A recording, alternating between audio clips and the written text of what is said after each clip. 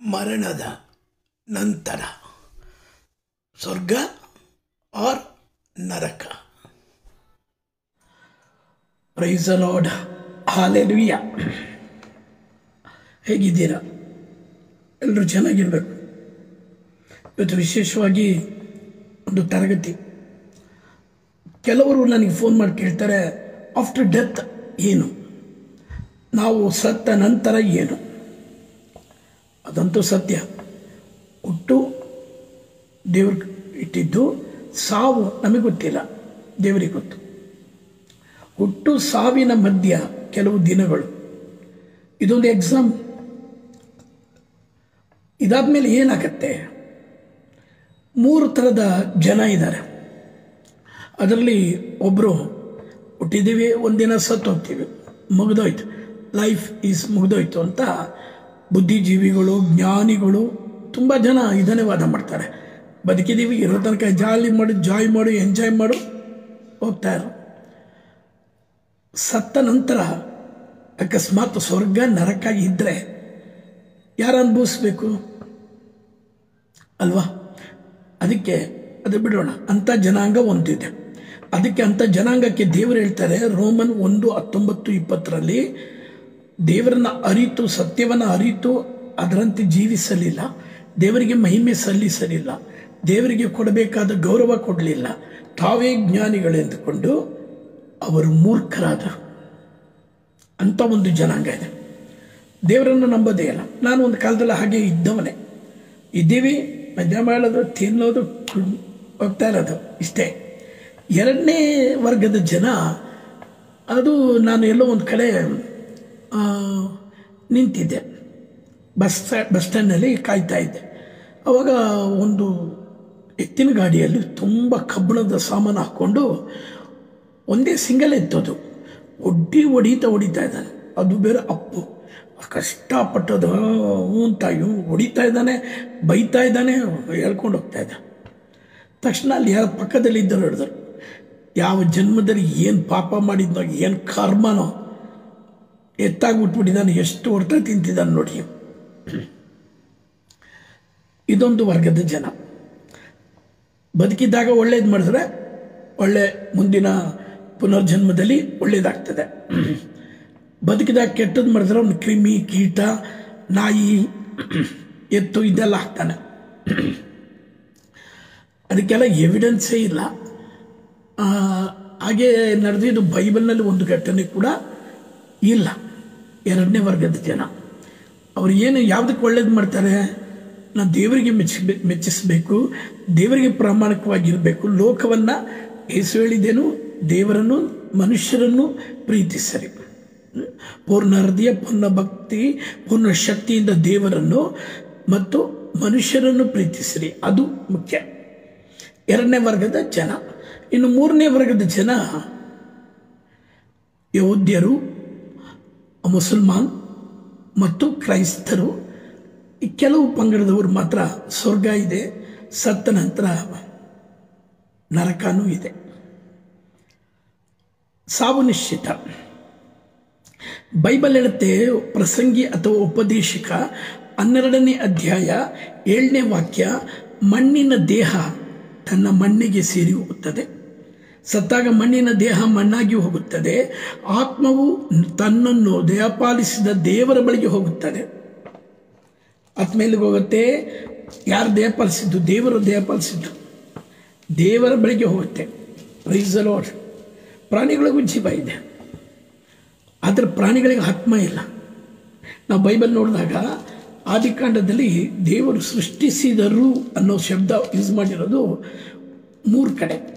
ಒಂದು, ದೇವರು ಆದಿಕಾಂಡ 1:1 ಹೇಳ್ತಾರೆ, ದೇವರು ಭೂಮಿ ಆಕಾಶಗಳನ್ನು ಸೃಷ್ಟಿ ಮಾಡಿದ್ರು, ಕಲ್ಲು, ಮಣ್ಣು, ಬಂಡೆ, ಹದ್ದು, ಇದು ಎಲ್ಲವನ್ನ ಸೃಷ್ಟಿ ಮಾಡಿದ್ರು. 2ನೇದು ಆದಿಕಾಂಡ 1:20-21 ಹಲವಾರು ಜಲ ಜಂತುಗಳನ್ನು ನೀರಿನಲ್ಲಿ ತುಂಬಿಕೊಳ್ಳಲಿ, ಭೂಮಿ ಆಕಾಶಗಳ ನಡುವೆ ಪಕ್ಷಿಗಳು ಹಾರಾಡಲಿ ಎಂದರು. ಆ ಪ್ರಕಾರವೇ ದೇವರು ದೊಡ್ಡ ಜಲಚರಗಳನ್ನು, ನೀರಿನಲ್ಲಿ ತುಂಬಿರುವ ನಾನಾ ವಿಧವಾದ ಜೀವ ಜಂತುಗಳನ್ನು, ರೆಕ್ಕೆಗಳುಳ್ಳವನ್ನು ಸಕಲ ವಿಧವಾದ ಪಕ್ಷಿಗಳನ್ನು ಸೃಷ್ಟಿ ಮಾಡಿದರು. ಪ್ರಾಣಿ ಪಕ್ಷಿಗಳನ್ನೆಲ್ಲವನ್ನು ದೇವರು ಸೃಷ್ಟಿ ಮಾಡಿದರು. ಆದರೆ 2 ಸೃಷ್ಟಿ ಆದಮೇಲೆ 3ನೇದು ನಾವು ನೋಡ್ತೀವಿ, ಸೃಷ್ಟಿಸಿದ ದೇವರು ತಮ್ಮ ಹೋಲಿಕೆಯಲ್ಲಿ ನಮ್ಮಂತೆಯೇ ಇರುವ 26ರಿಂದ ನಮ್ಮಂತೆಯೇ ಇರುವ ಹಾಗೂ ನಮ್ಮನ್ನು ಹೋಲುವ ಮನುಷ್ಯರನ್ನು ಉಂಟು ಮಾಡೋಣ. ಅವನು ಸಮುದ್ರದ ಮೀನುಗಳ ಮೇಲೆಯೂ ಅಂತರಿಕ್ಷದಲ್ಲಿ ಹಾರಾಡುವ ಪಕ್ಷಿಗಳ ಮೇಲೆಯೂ ಚಿಕ್ಕ ಸಾಕು ಪ್ರಾಣಿಗಳು ಕಾಡು ಮೃಗಗಳ ಮೇಲೆಯೂ ಅಧಿಕಾರ ಮಾಡಲಿ, ಕ್ರಿಮಿಕೀಟಗಳ ಮೇಲೆಯೂ ದೊರೆತನ ಮಾಡಲಿ ಎಂದರು. ಸೃಷ್ಟಿಸಿದನು ನರರನ್ನು ತನ್ನ ಹೋಲಿಕೆಯಲ್ಲಿ, ಸೃಷ್ಟಿಸಿದವರನ್ನು ದೇವಾನುರೂಪದಲ್ಲಿ, ಸೃಷ್ಟಿಸಿದವರನ್ನು ಸ್ತ್ರೀ ಪುರುಷರನ್ನಾಗಿ. ಏನು ಮಾಡಿದ್ರು? ಮನುಷ್ಯರನ್ನು ಸೃಷ್ಟಿ ಮಾಡಿದ್ರು. 2:7 ಹೇಳುತ್ತೆ, ದೇವರಾದ ಸರ್ವೇಶ್ವರ ನೆಲದ ಮಣ್ಣಿನಿಂದ ಮನುಷ್ಯನನ್ನು ರೂಪಿಸಿ ಅವನ ಮೂಗಿನಲ್ಲಿ ಜೀವ ಶ್ವಾಸವನ್ನು ಊದಿದರು. ಆಗ ಮನುಷ್ಯನು ಜೀವಾತ್ಮವಾದನು. ಪ್ರಾಣಿಗಳಿಗೂ ಜೀವ ಇದೆ, ಅದು ಸತ್ತೋದ ತಕ್ಷಣ ಮುಗಿದೋಯ್ತು. ಆದರೆ ಆತ್ಮ ಅದು. ಅದಕ್ಕೆ ಉಪದೇಶಕ ಹೇಳ್ತಾನೆ 12:7 ಮಣ್ಣಿನಿಂದ ಉಂಟಾದ ದೇಹ ಮಣ್ಣಾಗಿ ಹೋಗುತ್ತದೆ, ದೇವರು ಉಸಿರುವುದೇ ನೀಡಿದ ಜೀವಾತ್ಮ ದೇವರ ಹತ್ರ ಹೋಗಬೇಕು. ಆದಿಕಾಂಡ 2 ನಾವು ನೋಡಿದ್ವಿ. ಈಗ ಮಣ್ಣಿಂದ ಉಂಟು ಮಾಡಿದ್ರು. ಸೈನ್ಸಿಸ್ಟ್ಗಳು ಹೇಳ್ತಾರೆ ಮನುಷ್ಯನ ದೇಹದಲ್ಲಿ 91 ಲವಣಗಳಿದೆ. ಮಣ್ಣಿನಲ್ಲೂ ಕೂಡ 91 ಲವಣಗಳಿದೆ, ಮಿನರಲ್ಸ್. ಇದು ಮಣ್ಣು. ಆದರೆ ನಾವೇನು ಮಾಡ್ತೀವಿ? ಈ ದೇಹಕ್ಕಾಗಿ, ದೇಹ ಸುಖಕ್ಕಾಗಿ ಬಾಳ್ತೀವಿ. ಹುಟ್ಟುಬಿಟ್ಟಿದ್ದೀವಿ ನಾವೇನು ಅಪ್ಲಿಕೇಶನ್ ಹಾಕಿಲ್ಲ. ದೇವರು ನಮಗೊಂದು ಜೀವ ಕೊಟ್ಟಿದ್ದಾರೆ. ಕೊಟ್ಟು ಶಾಪವನ್ನು ಆಶೀರ್ವಾದವನ್ನು ನಮ್ಮ ಮುಂದೆ ಇಟ್ಟಿದ್ದಾರೆ, ಒಳ್ಳೆಯದನ್ನು ಕೆಟ್ಟದ್ದನ್ನು ನಮ್ಮ ಮುಂದೆ ಇಟ್ಟಿದ್ದಾರೆ. ದೇವರ ಆದಾಮನಿಗೆ ಹೇವಳರಿಗೂ ಹೇಳಿದ್ರು, ಆ ಮರದ ಹಣ್ಣನ್ನು ತಿನ್ನಬೇಡಿ, ಅದು ಒಳ್ಳೆಯದಲ್ಲ, ಅದು ತಿಂದರೆ ನೀವು ಸಾಯ್ತೀರಾ. ಬೈಬಲ್ನಲ್ಲಿ ಫಸ್ಟ್ ಬಾರಿ ಹೇಳೋದು ದೇವರು ಸಾಯ್ತೀರಾ. ದೇವರ ಆಜ್ಞೆ ಉಲ್ಲಂಘಿಸುವುದೇ ಪಾಪ, ಮಾಡಬಹುದಾದ ಒಳ್ಳೆಯದನ್ನು ಮಾಡದಿರುವುದೇ ಪಾಪ. ಉಲ್ಲಂಘನೆ ಮಾಡಿದ್ರು, ಮರಣ ಇರಲಿಲ್ಲ. ಮರಣಕ್ಕಾಗಿ ದೇವರು ಮನುಷ್ಯನನ್ನು ಸೃಷ್ಟಿ ಮಾಡಿರಲಿಲ್ಲ. ಅವತ್ತು ಆದಾಮ ಹೇವಳರು ಆ ಮರದ ಹಣ್ಣನ್ನು ತಿನ್ನದೇ ಇದ್ದಿದ್ರೆ ಇವತ್ತು ಯಾರಿಗೂ ಸಾವಿರ್ತಿರಲಿಲ್ಲ. ತಿನ್ನಬಾರದ ಹಣ್ಣನ್ನು ತಿನ್ನಿಸೋ ಕೆಲಸನೇ ಸೈತಾನ ಮಾಡಿತು. 1 ಪೇತ್ರ 5:8 ಗರ್ಜಿಸುವ ಸಿಂಹದಂತೆ ಸೈತಾನ ಯಾರನ್ನು ನುಂಗಲಿ ಅಂತ ಕಾದು ಕುಳಿತಿದ್ದಾನೆ. ದೇವರು ಹೇಳಿದ್ರು ಈ ಮರದ ಹಣ್ಣನ್ನು ತಿನ್ನಬೇಡ. ಅದೇ ಮರದಲ್ಲಿ ಹಾವಿನ ವಿಷ ಹಾಕೊಂಡು ಬಂದ. ಏವಳಿಗೆ ಮರಳು ಮಾಡ್ದ. ಕಣ್ಣ ಆಸೆ, ದೇಹದ ಆಸೆ, ಮರಳು ಮಾಡ್ದ. ಈ ಹಣ್ಣನ್ನು ತಿಂದ್ರೆ ನೀನು ದೇವರಾಗ್ಬಿಡ್ತೀಯ, ಈ ಹಣ್ಣನ್ನು ತಿಂದ್ಬಿಟ್ರೆ ನೀನು ಹಂಗಾಗ್ತೀಯ, ನೀವು ದೇವರು ಒಳ್ಳೆಯವರಲ್ಲ, ನೀನು ದೇವರಾಗೋದು ಇಷ್ಟ ಇಲ್ಲ ಅಂತ ದೇವರು ಹೇಳಿದ್ದಾರೆ. ಅವಳು ತಿಂದಳು. ಅವಳ ಜೊತೆಗೆ ಗಂಡ ಏನು ಪಾಪ ಅವಳಿಗೆ ಹಣ್ಣು ತರಕ್ಕೆ ಹೋಗಿದ್ದ, ಬರ್ತಾ ಅವನಿಗೂ ತಿನ್ನಿಸ್ಬಿಟ್ಲು. ಮರಣ ಬಂತು. ಎಷ್ಟು ದಿನ ಬದುಕ್ಬೋದು ನಾವು? ಬೈಬಲ್ ಹೇಳುತ್ತೆ 90ನೇ ಕೀರ್ತನೆ 10ನೇ ವಾಕ್ಯ, ಮನುಷ್ಯನ ಆಯಸ್ಸು 70, ಹೆಚ್ಚೆಂದರೆ 80. ಕೆಲವರು 100 ವರ್ಷ ತನಕ ಬದುಕ್ತಾರೆ. ನಮ್ಮ ದೊಡ್ಡಮ್ಮ 103 ವರ್ಷ ಏನೋ ಬದುಕಿದ್ರು. ನಾವು ಹೋಗಿ ಅವ್ರಿಗೆ ಹೇಳಿದ್ವಿ, ಅಯ್ಯೋ ಇನ್ನೊಂದು 10 ವರ್ಷ ಬದುಕ್ರೆ ಹಾಗೆ ಅಂತ. ಸುಮ್ಮನಿರಪ್ಪ, 4-5 ವರ್ಷದಿಂದ ಯಾವಾಗ ಹೋಗ್ತೀನಿ ಅಂತ ಕಾಯ್ತಾ ಇದ್ದೀನಿ. ನೋವು ಎಲ್ಲ ಶರೀರದಲ್ಲೆಲ್ಲ ನೋವು. ನನಗೆ ಜೀವನ ಬೇಡ, ಸಾಕಾಗಿದೆ. ಆತ್ಮಹತ್ಯೆ ಮಾಡಿಕೊಂಡ್ರೆ ಸ್ವರ್ಗಕ್ಕೆ ಹೋಗಲ್ಲ, ನಾನು ನರಕಕ್ಕೆ ಹೋಗ್ಬಿಡ್ತೀನಿ. ಇಷ್ಟು ದಿನ ನಾನು ಬಾಳಿದ್ದೀನಿ, ನೋವು ಸಹಿಸ್ಕೊಳ್ತಾ ಇದ್ದೀನಿ. ಈ ನೋವನ್ನೇ ನನ್ನ ಮಕ್ಕಳಿಗಾಗಿ ಸಮರ್ಪಿಸಿ ಪ್ರಾರ್ಥಿಸ್ತಾ ಇದ್ದೀನಿ. ನಮ್ಮ ದೊಡ್ಡಮ್ಮ ಹೇಳಿತ್ತು. ಹಾಗೆ ಮರಣ ಎಲ್ರಿಗೂ ಸತಸಿದ್ಧ. ನಾವೆಲ್ಲರೂ ತಲೆಯಲ್ಲಿ ಏನಿದೆ, ಇನ್ನೂ ತುಂಬ ವರ್ಷ ಬದುಕಿರ್ತೀವಿ. ಯಾರಿಗೆ ಗೊತ್ತು, ಇವತ್ತು ಸಾಯಂಕಾಲ ನಾನು ಸಾಯ್ಬೋದು, ನಾಳೆ ಸಾಯ್ಬೋದು, ಗೊತ್ತಿಲ್ಲ ನಮಗೆ. ನನ್ನ ಆತ್ಮೀಯ ಸ್ನೇಹಿತರು ಆಸ್ಪತ್ರೆಗೆ ಹೋಗಿದ್ದರು, ಸುಮ್ಮನೆ ಹೋಗಿದ್ರು, ಹಾರ್ಟ್ ಅಟ್ಯಾಕ್ ಆಗಿ ಸತ್ತೋದ್ರು. ನೆನ್ನೆ ಚೆನ್ನಾಗಿದ್ರು, 7-8 ಕಿಲೋಮೀಟರ್ ವಾಕ್ ಮಾಡೋರು, ಎಣ್ಣೆಯಲ್ಲಿ ಹುರಿದಿದ್ದು ಮುಡ್ತಿರ್ಲಿಲ್ಲ. ಏನು ಅಂತ ಗೊತ್ತಿಲ್ಲ. ಸಾವಿದೆ. ಸತ್ತ ನಂತರ ಜೀವನ ಇದೆಯಾ, ಅದನ್ನು ನಾವು ಧ್ಯಾನಿಸೋಣ. ಮನುಷ್ಯನಲ್ಲಿ ದೇವರು ಸೃಷ್ಟಿ ಮಾಡಿ ಮಣ್ಣಿನಿಂದ ಸೃಷ್ಟಿ ಮಾಡಿದ್ರು. ದೇಹ, ಆತ್ಮ, ಜೀವ, ಇದು ಮೂರು ಇದೆ ನಮ್ಮಲ್ಲಿ. ಮಣ್ಣಲ್ಲಿ ಬಂದಿದ್ದು ಮಣ್ಣಾಗಿ ಹೋಗುತ್ತೆ. ನಾವು ನೋಡ್ತೀವಿ ಲೂಕ 16ರಲ್ಲಿ ಒಬ್ಬ ಧನಿಕನಿದ್ದ. ಬೆಲೆ ಬಾಳುವ ಉಡುಗೆ ತೊಡುಗೆಗಳನ್ನು, ನಯವಾದ ನಾರು ಮಡಿಗಳನ್ನು ಧರಿಸಿಕೊಂಡು ದಿನನಿತ್ಯವೂ ಸುಖ ಭೋಗಗಳಲ್ಲಿ ಮೆರೆಯುತ್ತಿದ್ದ. ದೊಡ್ಡ ಶ್ರೀಮಂತ.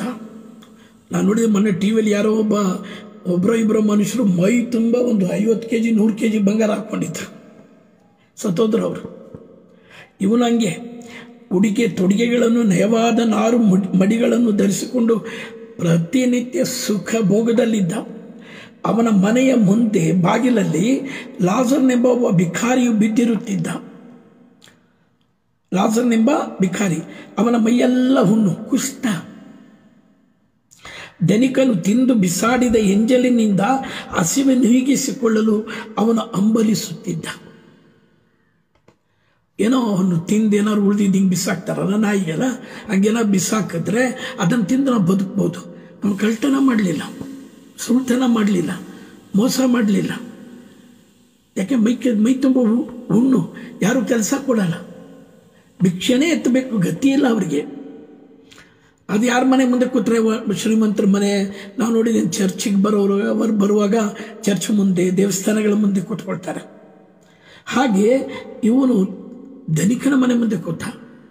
ಒಂದು ಒಳ್ಳೆ ಫುಡ್ ಸಿಕ್ಕರೆ ನಾನು ಸರಿಯಾಗಬಹುದು ಅಂತ. ಅಷ್ಟು ಮಾತ್ರವಲ್ಲ, ನಾಯಿಗಳು ಬಂದು ಅವನ ಹುಣ್ಣುಗಳನ್ನು ನಕ್ಕುತ್ತಿದ್ದವು. ಆ ಅವಸ್ಥೆಯಲ್ಲಿದ್ದವ. ಒಂದು ದಿನ ಈ ಭಿಕಾರಿ ಸತ್ತು ಹೋದ. ದೇವದೂತರು ಅವನನ್ನು ತೆಗೆದುಕೊಂಡು ಹೋಗಿ ಸ್ವರ್ಗ ಸೌಭಾಗ್ಯದಲ್ಲಿದ್ದ ಅಬ್ರಹಾಮನ ಪಕ್ಕದಲ್ಲಿ ಕೂರಿಸಿದರು. ದರಿದ್ರನಾಗಿದ್ದ ಭೂಮಿಯಲ್ಲಿ ತಿನ್ನಕ್ಕೆ ಕೂಳಿಲ್ಲ, ಆದರೆ ಶಾಪ ಹಾಕಲಿಲ್ಲ, ಯಾರಿಗೂ ತೀರ್ಪು ಮಾಡಲಿಲ್ಲ, ಯಾರನ್ನೂ ದೂಷಣೆ ಮಾಡಲಿಲ್ಲ, ಯಾರ ಬಗ್ಗೆನೂ ಕೀಳಾಗಿ ಮಾತಾಡಲಿಲ್ಲ. ಹೊಟ್ಟೆ ತುಂಬಿದ್ರೆ ಸಾಕು ಅಂತ ಭಿಕ್ಷೆ ಬೇಡ್ತಿದ್ದ, ಪ್ರಾಮಾಣಿಕವಾಗಿದ್ದ. ಅವನು ಪರೀಕ್ಷೆಯಲ್ಲಿ ಗೆದ್ದ. ನಾವೆಲ್ಲ ಸಣ್ಣ ಹುಡುಗರಿದ್ದಾಗ first rank, second rank, third rank, ಆಮೇಲೆ ನಾರ್ಮಲ್ ಪಾಸ್. 30-35 ಮಾರ್ಕ್ಸ್ ಬರಲಿಲ್ಲ ಅಂದರೆ ಫೇಲ್. ಇವನು 100% ಐ ಥಿಂಕ್ ಫಸ್ಟ್ ರ್ಯಾಂಕ್. ಕದೀಲಿಲ್ಲ, ಸುಳ್ಳು ಹೇಳಲಿಲ್ಲ, ಯಾರನ್ನೂ ನೋಯಿಸಲಿಲ್ಲ, ಭಿಕ್ಷೆ ಬೇಡಿ ಸತ್ತ. ಶಾಪ ಹಾಕಿ ಸಾಯಿಲ್ಲ. ಕೆಲವರು ಭಿಕ್ಷೆ ಕೊಡಲಿಲ್ಲ ಅಂದ್ರೆ ಹಾಳಾಗೋಗು ಅಂತಂತಾರಲ್ಲ, ಹಾಗೇನೂ ಹೇಳಲಿಲ್ಲ. ಆದರೆ ಅದು ಅದರ ಫಲ. ಅದು ಅವನು ಸತ್ತ, ಸೀದಾ ಸ್ವರ್ಗ ಕರ್ಕೊಂಡೋದ್ರು. ದೇವದು ಅಬ್ರಹಾಮನ ಪಕ್ಕದಲ್ಲಿ ಕೂರಿಸಿದ್ರು. ಧನಿಕನು ಕೂಡ ಸತ್ತು ಹೋದ. ಎಲ್ಲರಿಗೂ ಸಾವಿದೆ. ಮೆರೀತಾರೆ. ಮೆರೆದ ಹಿಟ್ಲರ್ ಏನಾದ? ಮೆರೆದವರೆಲ್ಲ ಮಣ್ಣಲ್ಲಿ ಮಣ್ಣಾಗಿ ಹೋದ್ರು. ಅದು ಅವ್ರಿಗೆ ಗೊತ್ತಿಲ್ಲ. ಇವತ್ತು ನಾಳೆನೋ ನಮ್ಮ ಸಾವು ನಮ್ಮ ಬೆನ್ನತ್ಕೊಂಡು ಬರ್ತಿದ್ವಿ, ಗೊತ್ತಿಲ್ಲ. ಮೆರೆಯೋದು ಬೇಡ, ನಾವು ಒಳ್ಳೇದು ಮಾಡೋಣ. ನಿಮ್ಮ ಮಾರ್ಕ್ಸ್ ಕಾರ್ಡ್ನಲ್ಲಿ ಮಾರ್ಕ್ಸ್ ಜಾಸ್ತಿ ಸಿಗತ್ತೆ. First rank, second rank, third ರ್ಯಾಂಕ್ನಲ್ಲಾದರೂ ಪಾಸ್ ಆಗಬೇಕು ನಾವು. ಇಲ್ಲಿ ಧನಿಕನು ಸತ್ತ. ಅವನ ಶವ ಸಂಸ್ಕಾರವು ಮುಗೀತು. ಡಾಮ್ ಡೂಮ್ ಅಂತ ಪೇಪರ್ನೆಲ್ಲ ಹಾಕಿದ್ರು. ವಾಟ್ಸಪ್ನಲ್ಲಿ ಮೆಸೇಜ್ ಕಳಿಸಿದ್ದೆ. RIP ಅಂತ ಕಳಿಸಿದ್ರು. ಎಲ್ಲ ಆಯಿತು. ಪಾತಾಳದಲ್ಲಿ ಯಾತನೆ ಪಡುತ್ತಾ ಅವನು ಕಣ್ಣೆತ್ತಿ ನೋಡಿದಾಗ ದೂರದಲ್ಲಿ ಅಬ್ರಹಾಮನನ್ನು, ಅವನ ಪಕ್ಕದಲ್ಲೇ ಕುಳಿತಿದ್ದ ಲಾಜರ್ನನ್ನು ಕಂಡ. ಇವನು ನರಕದಲ್ಲಿ ಬೇಯ್ತಾ ಇದ್ದಾನೆ. ಆರದ ಬೆಂಕಿ. ನರಕ ಅಂದರೆ ಹೇಗಿರುತ್ತೆ? ನರಕ ಅಂದರೆ ಅದು ಮತ 25:41 ಹೇಳುತ್ತೆ, ನಾನು ಹಸಿದಿದ್ದೆ, ನನಗೆ ಊಟ ಕೊಡಲಿಲ್ಲ, ಬಾಯಾರಿದ್ದೆ, ಕುಡಿಯಲು ನೀರು ಕೊಡಲಿಲ್ಲ, ಬೆತ್ತಲೆಯಾಗಿದ್ದೆ, ಉಡಲು ವಸ್ತ್ರ ಕೊಡಲಿಲ್ಲ, ರೋಗಿಯಾಗಿದ್ದೆ, ಒಂದು ಗುಳಿಗೆ ಕೊಡಿಸ್ಲಿಲ್ಲ, ಫೀಸಿ ಕಟ್ಟಾಗಿ ದುಡ್ಡಿರಲಿಲ್ಲ, ಒಂದು ಸ್ವಲ್ಪ ದುಡ್ಡು ಸಹಾಯ ಮಾಡಲಿಲ್ಲ, ಮದುವೆಗೆ ಒಂದು ತಾಲಿ ತಗೊಳಕ್ಕೆ ಒದ್ದಾಡ್ತಾ ಇದ್ದೆ, ಒಂದು ತಾಲಿ ಕೊಡಿಸ್ಲಿಲ್ಲ. ಬೀದಿಯಲ್ಲಿ ನಾನು ಭಿಕ್ಷುಕನ ವೇಷ ಹಾಕೊಂಡು ನಿನ್ನ ಮುಂದೆ ಬಂದೆ, ಒಂದು 10 ಪೈಸಾ ಕೊಡಲಿಲ್ಲ. ನೀನು ಪಿಶಾಚಿಯಿಂದ ಸಿದ್ಧವಾದ ಆರದ ಬೆಂಕಿಗೆ ಬೀಳಿರಿ. ನರಕ ಪಿಶಾಚಿಯಿಂದ ಸಿದ್ಧವಾಗಿರೋದು ನರಕ, ಆರದ ಬೆಂಕಿ. ಏನು ಮಾಡಿದ್ರೂ ಆರಲ್ಲ ಅದು, ಅಂಥ ಬೆಂಕಿ. ನರಕ ಅಂದರೆ ಮಾರ್ಕ್ 9:48 ಹೇಳುತ್ತೆ, ಕಡಿಯುವ ಸಾಯದ ಹುಳಗಳು, ಸುಡುವ ಬೆಂಕಿ, ಸಾಯದ ಹುಳಗಳು ತುಂಬಿರುತ್ತಂತಲ್ಲಿ. 2 ಪೇತ್ರ 2:4 ಪಾಪ ಮಾಡಿದ ದೇವದೂತರನ್ನು ನರಕಕ್ಕೆ ದಬ್ಬಿದ್ದಾರೆ ದೇವರು. ಅಲ್ಲಿ ಕಾರಿರುಳು. ಇನ್ನೊಂದು ಕಡೆ ಹೇಳುತ್ತೆ ಅಲ್ಲಿ ಕೂಗಾಟ, ಕಿರ್ಚಾಟ. ಇವತ್ತೆಷ್ಟೋ ಮನೆಯಲ್ಲಿ ಸದಾ ಜಗಳ, ಗಂಡ ಹೆಂಡತಿ. ಸಣ್ಣ ತಪ್ಪನ್ನು ಕೂಡ ಕ್ಷಮಿಸಲ್ಲ. ಬಾಯಿಗೆ ಬಂದಂಗೆ ಗಂಡನಿಗೆ ಬೈಯೋದು, ಗಂಡ ಹೆಂಡತಿ ಹೊಡೆಯೋದು. ನರಕ ಅದು, ಜೀವಂತ ನರಕ. ಒಂದು ದಿನ ಅಂತ ಮನೆಯಲ್ಲಿ ಇರೋಕ್ಕಾಗಲ್ಲ.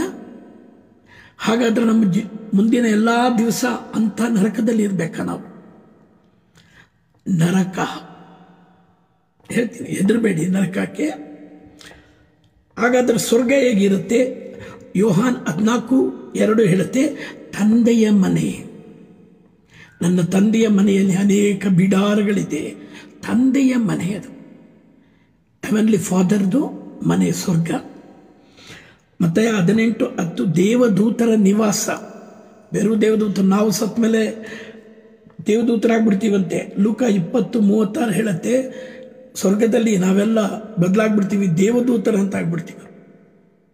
ಅಲ್ಲಿ ಹಸಿವಿಲ್ಲ, ದಾಹವಿಲ್ಲ, ಸುಳ್ಳಿಲ್ಲ, ಜಗಳ ಇಲ್ಲ, ಮನ ಪರದೂಷಣೆ ಇಲ್ಲ, ತೀರ್ಪು ಮಾಡೋದಿಲ್ಲ. Only love. ದೇವರಿಗೆ ಸ್ತುತಿ ಮಾಡುವ, ಬೇರು 24 ಗಂಟೆ ಹಲ್ಲೆಲೂಯಾ ಹೇಳ್ತಾ ಎಂಜಾಯ್ ಮಾಡೋದು, ಅದು ಸ್ವರ್ಗ. ಮೃಗಗಳು ನಾವೆಲ್ಲ ಒಟ್ಟಿಗೆ ಬಳುವ ಇದು. ಇಬ್ರಿ 12:22 ಹೇಳುತ್ತೆ, ದೇವರ ಪಟ್ಟಣ. ಸ್ವರ್ಗ ದೇವರ ಪಟ್ಟಣ. ಪ್ರಕಟಣೆ 2:21-4 ಹೇಳುತ್ತೆ, ಸಾವು ನೋವಿಲ್ಲ, ಶೋಕ ದುಃಖವಿಲ್ಲದ ನಾಡು ಸ್ವರ್ಗ. ಪ್ರಕಟಣೆ 22:3 ಹೇಳುತ್ತೆ, ಶಾಪಗ್ರಸ್ತವಾದುದು ಅಲ್ಲಿ ಇಲ್ಲವೇ ಇಲ್ಲ. ಸದಾ ಸಂತೋಷ, ದೈವ ಸನ್ನಿಧಿ. ದೇವರು ಹೇಳ್ತಾರೆ, ನಾ ಕೊಡುವ ಸಮಾಧಾನ ಯಾರೂ ಕೊಡಕ್ಕಾಗಲ್ಲ, ಅದು ಶಾಶ್ವತವಾದ ಸಮಾಧಾನ. ದೈವ ಸನ್ನಿಧಿ ಶಾಶ್ವತವಾದ ಸಮಾಧಾನ, ಸಂತೋಷ. ಇಲ್ಲಿ ಲಾಜರ್ ಅದು ಅನುಭವಿಸ್ತಾ ಇದ್ದಾನೆ. ಬೈಬಲ್ ಹೇಳುತ್ತೆ, 1 ಯೋಹಾನ 2:21 ಹೇಳುತ್ತೆ, ಈ ಲೋಕದಲ್ಲಿ ಜಯ ಹೊಂದಿದವನು ಪಿತನ ಬಲಪಾರ್ಶ್ವದಲ್ಲಿ ಯೇಸುವಿನ ಜೊತೆ ಕೂತ್ಕೊಂಡಿರ್ತಾನಂತೆ. ಆ ಸಂತೋಷ ಅವನಿಗೆ. ಹೊಟ್ಟೆಗಿಲ್ದಂಗೆ ಸತ್ತ, ದರಿದ್ರನಾಗಿ ಸತ್ತ.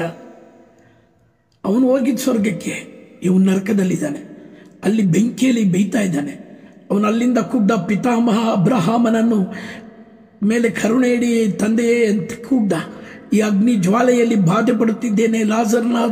ಲಾಜರ್ನ ಒಂದು ತುದಿ ಬೆರಳಿನಲ್ಲಿ ತಣ್ಣೀರನ್ನು ಅದ್ದಿ ನನ್ನ ನಾಲಿಗೆಗೆ ತಂಪನ್ನುಂಟು ಮಾಡುವಂತೆ ಅವನನ್ನು ಇಲ್ಲಿಗೆ ಕಳುಹಿಸಿಕೊಡಿ ಎಂದು ಧ್ವನಿ ಎತ್ತಿ ಮೊರೆ ಇಟ್ಟ. ಆಗ್ತಿಲ್ಲ ಸ್ವಾಮಿ, ಬೆಂಕಿ, ಒಂದನಿ ನೀರು ಕೊಡಿ ನನಗೆ, ಒಂದನಿ. ಆಗ ದೇವರು ಹೇಳ್ತಾರೆ, ಮಗನೇ, ಜೀವಮಾನದಲ್ಲಿ ಬೇಕಾದಷ್ಟು ಸುಖ ಸಂಪತ್ತನ್ನು ನೀನು ಅನುಭವಿಸಿದೆ, ಲಾಜರ್ನಾದರೂ ದುಃಖ ದಾರಿದ್ರ್ಯಗಳನ್ನು ಅನುಭವಿಸಿದ ಎಂಬುದನ್ನು ನೆನಪಿಗೆ ತಂದುಕೋ.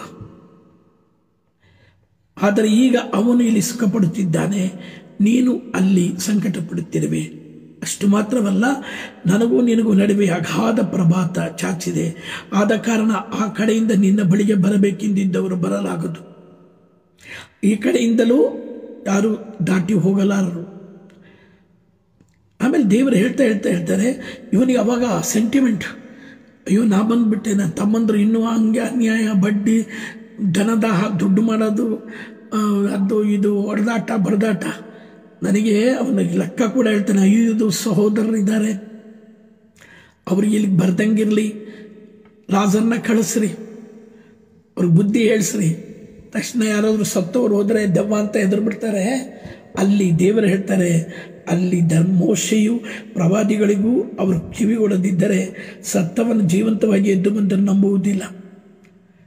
ಗ್ರಂಥ ಇದೆ, ಅಲ್ಲಿ ಬೈಬಲ್ ಗ್ರಂಥ ಇದೆ, ಅದನ್ನು ಓದಲಿ. ಮನ ಪರಿವರ್ತನೆ ಮುಂದೆ ಸತ್ತರು ಹೋದರೆ ಯಾರು ಏನು ಮಾಡ್ತಾರೆ? ದೆವ್ವ ಅಂತ ಓಡೋಗ್ಬಿಡ್ತಾರೆ. ಬೈಬಲ್ ಓದಿ, ಬೈಬಲ್ ಅಂತ ಜೀವಿಸಿರಿ, ಸ್ವರ್ಗಕ್ಕೆ ಹೋಗ್ತೀವಿ ನಾವು. ಹಾಗೆ ನರಕ ಇದೆ, ಸ್ವರ್ಗನೂ ಇದೆ ಸತ್ತ ನಂತರ.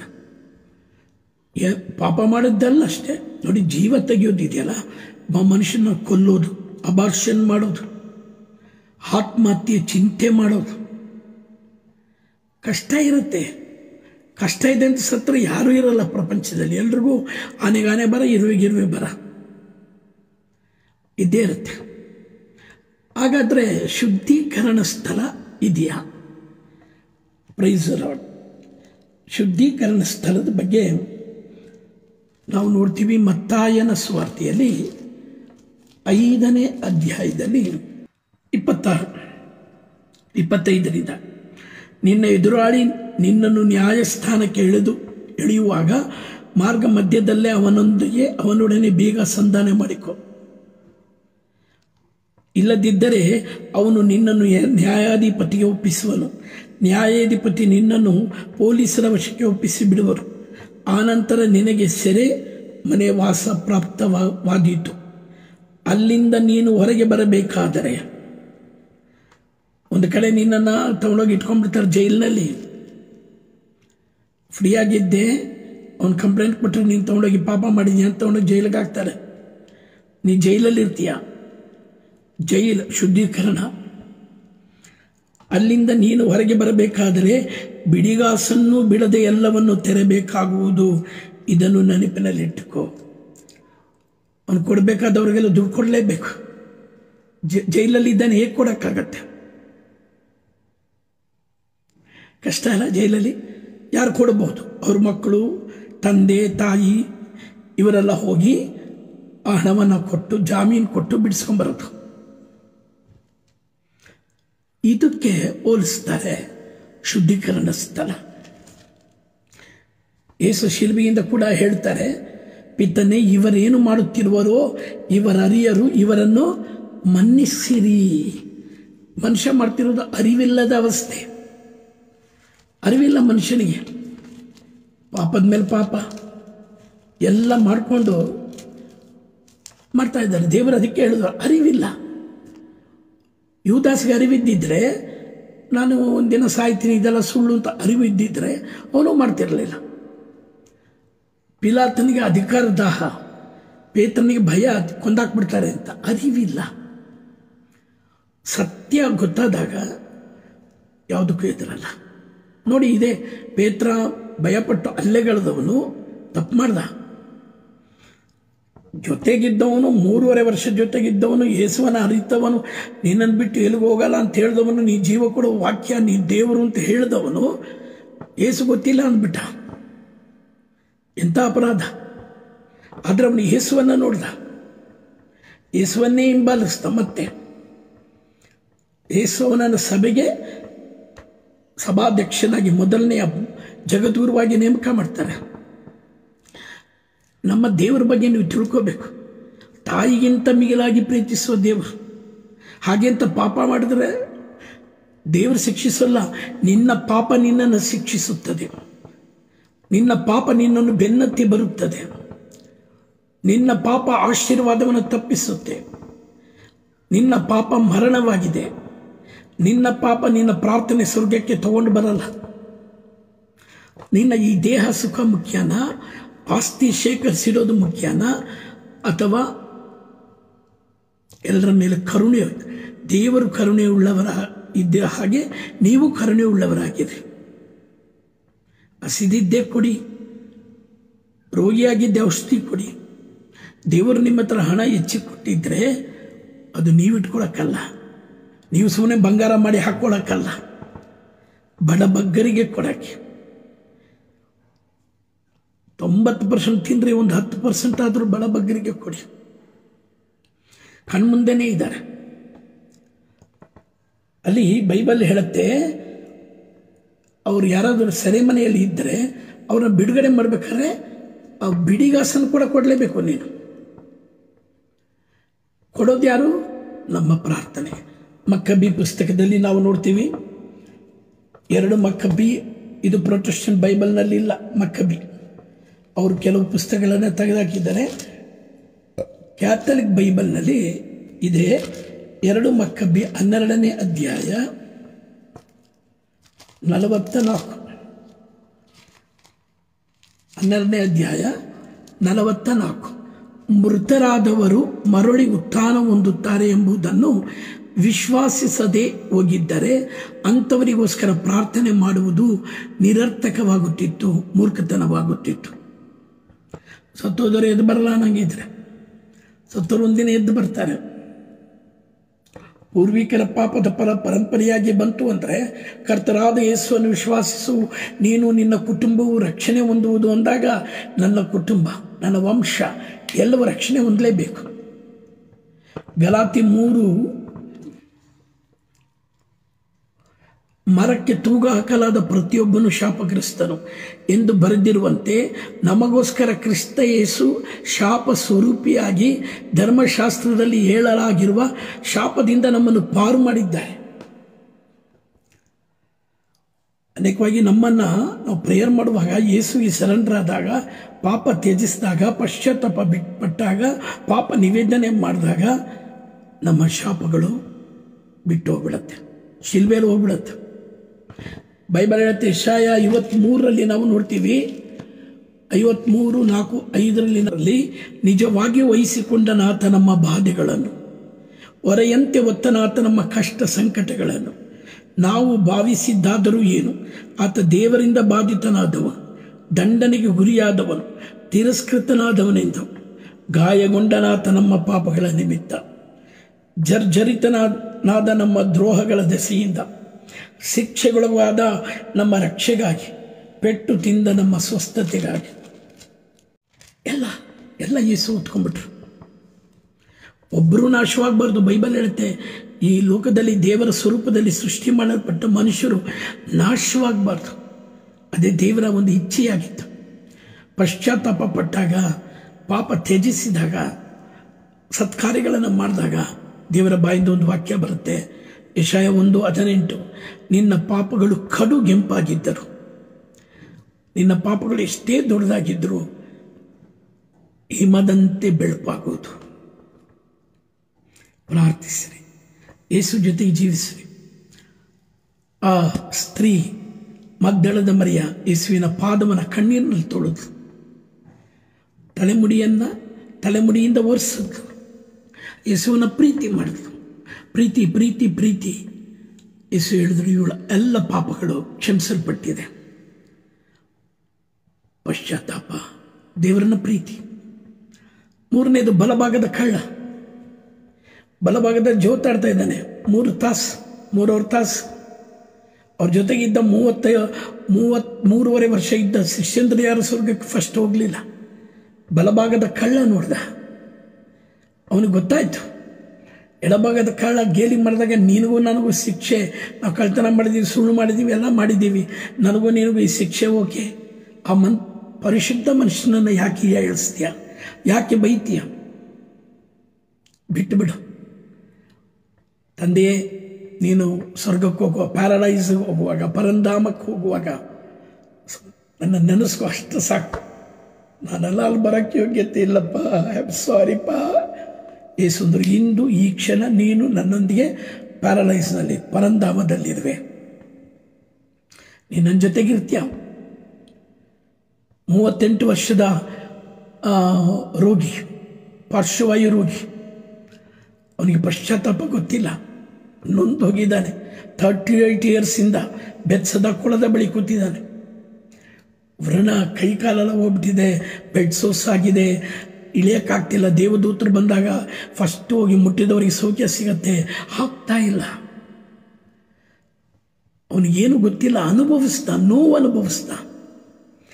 ಯೇಸು ಹತ್ರ ಅವನು ಯೇಸುವೆ ನನ್ನ ಕ್ಷಮಿಸಿ ಅನ್ನಲಿಲ್ಲ, ಯೇಸುವೆ ಅಂತಂದಿಲ್ಲ. ಅವನಿಗೆ ಪಾಪ ಮಾಡೋಕ್ಕಾಗಲ್ಲ. 38 ಇಯರ್ಸಿಂದ ರೋಗ, ಪಾರ್ಶ್ವವಾಯು, ಕೈ ಹಿಂಗಾಗ್ಬಿಟ್ಟಿದೆ, ಎದ್ದೋಳಕ್ಕಾಗಲ್ಲ. ಕರುಣಾಮಯ ದೇವರು, ಪ್ರೀತಿ ಸ್ವರೂಪಿ ದೇವರು. ಅವನ ಹತ್ರ ಹೋದರು, ಕ್ಷಮಿಸಿದ್ರು, ಅವನಿಗೆ ಸೌಖ್ಯ ಕೊಟ್ಟರು. 4 ಜನ ಯೇಸುವಿನ ಹತ್ರ ಅವನಿಗೆ ಕರ್ಕೊಂಬಂದರು. ಅವನಿಗೆ ಮಾತಾಡೋಕ್ಕಾಗಲ್ಲ, ಏನು ಮಾಡೋಕ್ಕಾಗಲ್ಲ. ಅವನಿಗೆ ಯೇಸು ನೋಡೇ ಇಲ್ಲ, ಯಾರೋ ಹೇಳಿ ಕರ್ಕೊಂಬಂದಿತ್ತು. ಯೇಸುವನ್ನು ನೋಡ್ದ, ಕಣ್ಣೀರಿನಿಂದ ನೋಡ್ದ. ಯೇಸು, ನಿನ್ನ ಪಾಪ ಕ್ಷಮಿಸಿದ್ದೀನಿ, ಎದ್ದು ನಡಿ ಅಂದರು. ಅಂತ ದೇವರು ನಮಗಿದ್ದಾರೆ.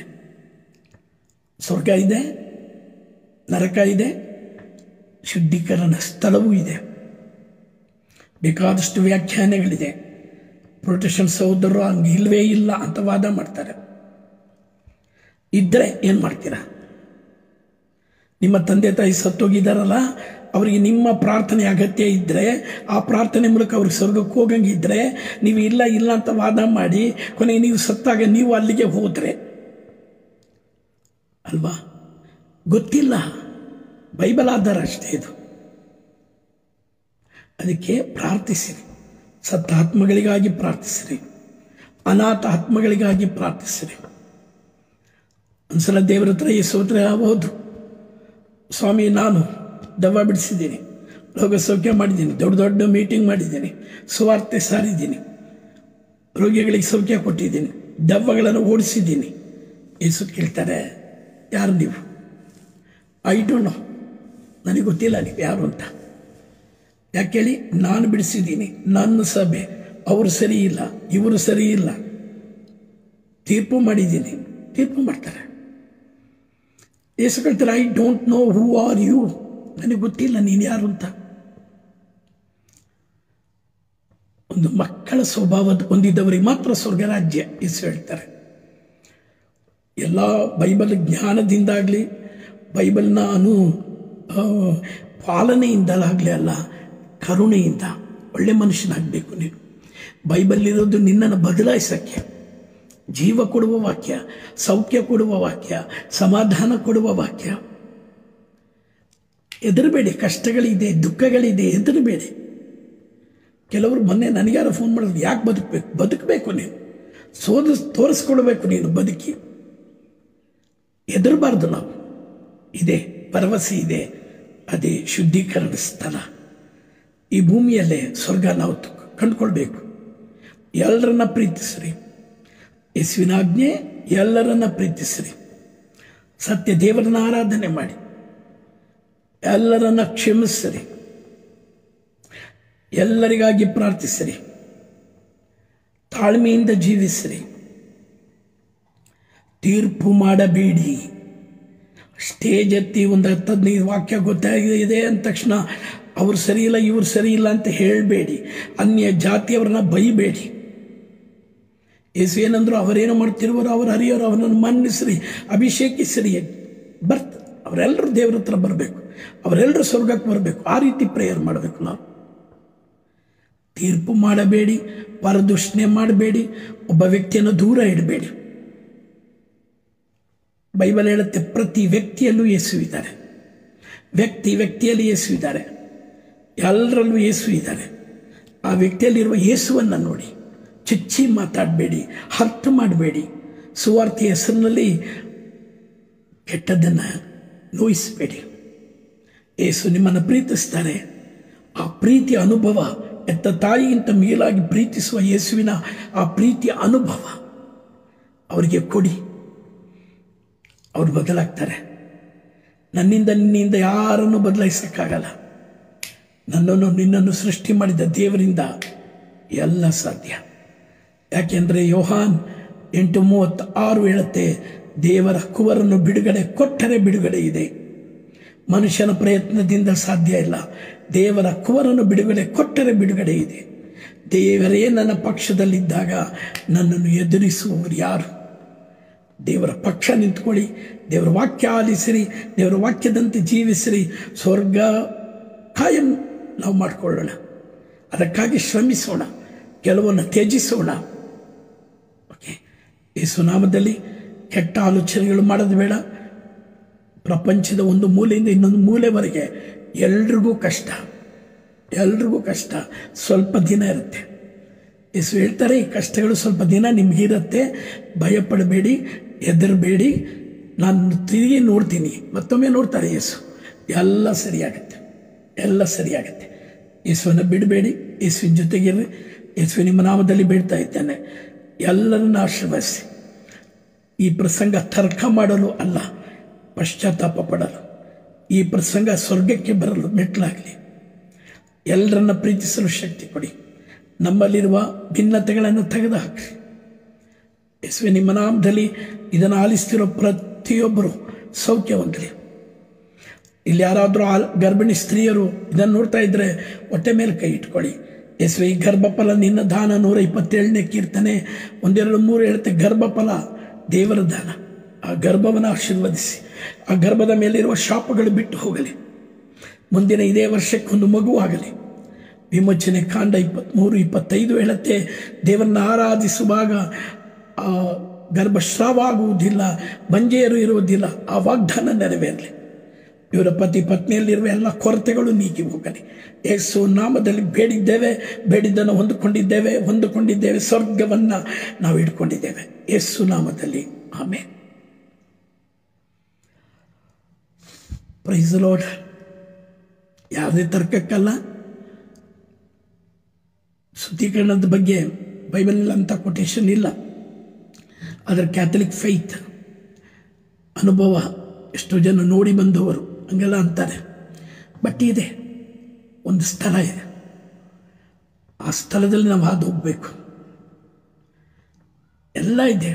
ಸ್ವರ್ಗಕ್ಕಂತೂ ಹೋಗೋದು, ದೇವರ ವಾಕ್ಯವನ್ನು ಕೇಳಿ ಅದರಂತೆ ಜೀವಿಸುವವನು ಸ್ವರ್ಗಕ್ಕೆ ಹೋಗ್ತಾನೆ. ದೇವರ ಆಶೀರ್ವಾದ ಇರಲಿ. ಸಬ್ಸ್ಕ್ರೈಬ್ ಆಗ್ರಿ, ಶೇರ್ ಮಾಡಿ, ಸಹಾಯ ಮಾಡಕ್ಕೆ ಮನಸ್ಸಾದರೆ ಸಹಾಯ ಮಾಡಿ. ಯೇಸು ನಾಮದಲ್ಲಿ ಆಮೆನ್. ಸ್ತೋತ್ರ. ಯೇಸುವೆ ವಂದನೆ. ಧರ್ಮೋಪದೇಶ ಕಾಂಡ ಅಧ್ಯಾಯ 10 ವಾಕ್ಯಗಳು 16, 17 ಮತ್ತು 21. ನಿಮ್ಮ ದೇವರಾದ ಸರ್ವೇಶ್ವರ ದೇವಾದಿದೇವರು, ಆದುದರಿಂದ ಅವರ ಆಜ್ಞೆಗೆ ಮಣಿಯದ ನಿಮ್ಮ ದುಷ್ಟ ಸ್ವಭಾವವನ್ನು ಬಿಟ್ಟು ನಿಮ್ಮ ಹೃದಯದಲ್ಲಿ ಸುನ್ನತಿ ಮಾಡಿಕೊಳ್ಳಿ.